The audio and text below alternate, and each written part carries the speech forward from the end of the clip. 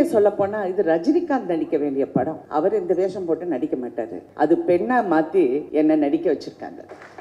Actually that's how I look at it. ஏன்னா நான் ஒரு மாஸ். நீங்க யாராவது சிந்திச்சு பார்ப்பீங்களா?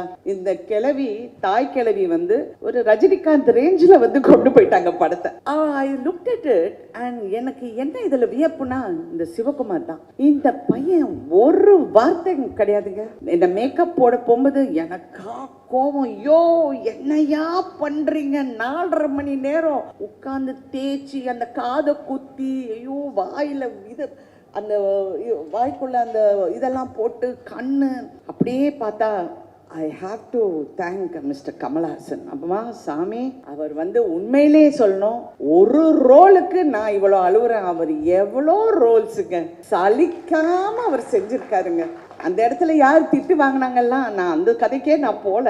அவர் வந்து அதெல்லாம் அவ்வை ஷமிக்கெல்லாம் எனக்கு சொல்வார். 3 ஹவருக்கு அப்புறம் அப்படியே கொட்டும் அந்த மேக்கப், அப்படியே விழுந்துடுமா. அதெல்லாம் பிடிச்சிக்கிட்டு அப்படியே நடிப்பாருன்னு. Oh my god, hats off to that person. Hats off to Kamal Haasan. அவர் தான் என்னை இன்ஸ்பயர் பண்ணார் இந்த கதையை பண்ணுறதுக்கு. அவர் எப்போவுமே சொல்வார், ராதிகா நீ தெரியக்கூடாது, அந்த கேரக்டர் தான் தெரியணும்னு. என்னைக்கோ ஒரு நாள் ஏதோ யதார்த்தமாக சொல்லிட்டாரு, அது என் மைண்டில் ஒட்டிக்கிச்சு. ஸோ ரிவர்ஸ் ஆஃப் ரோல்ஸ், அதுதான் நான் தாய் கிழவி அப்படின்னு நான் சொல்லுவேன்.